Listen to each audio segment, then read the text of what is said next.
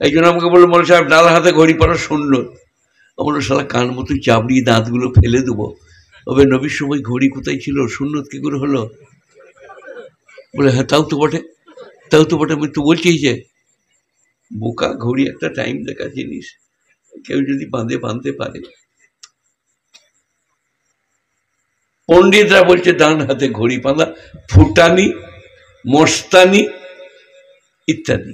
আমি বলি নাই, বললে এখনই মারবে আমাকে, এখানে বীরভূমতে গর্জের দিবে না, যার যেমন যাই করো গা।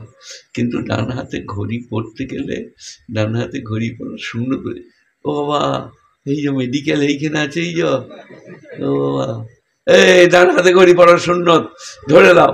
কোন হাতে করে পড়বে বলো, সবাই বলো, কথা বলে না তো। বলছি ডান হাতটা সুন্নত, তবে বাঁ হাতে করে পড়লি যে।